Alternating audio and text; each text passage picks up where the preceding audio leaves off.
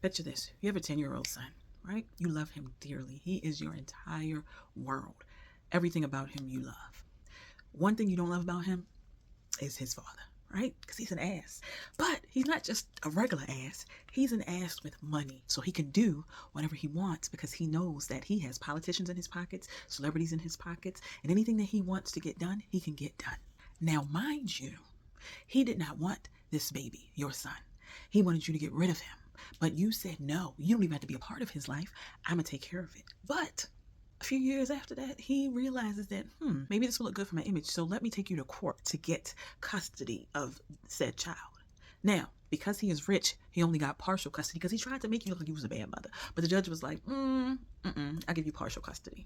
And now one fine day, his assistant calls you and says, hey, by the way, you might want to meet your son at this location because baby daddy is about to take him into outer space. So you might want to do your due diligence and get your ass on this spaceship. So the only thing you can do is get your ass on that spaceship. Now, you are now a stowaway, okay?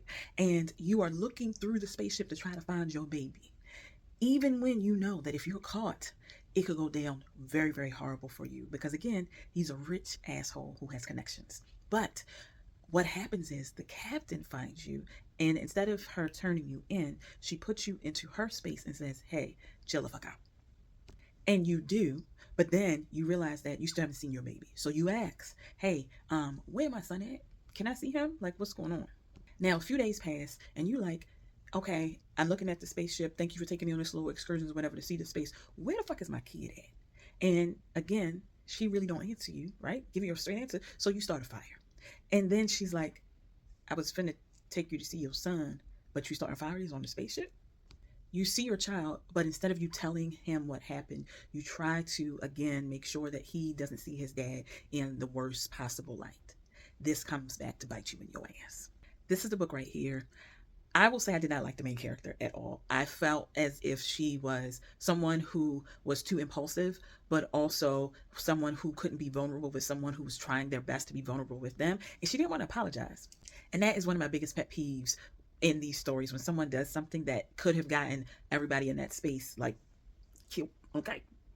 And they don't apologize. They kind of make it seem like it's the person's fault that they had to do something in order to see them in that space. So that part really just kind of blew my mind.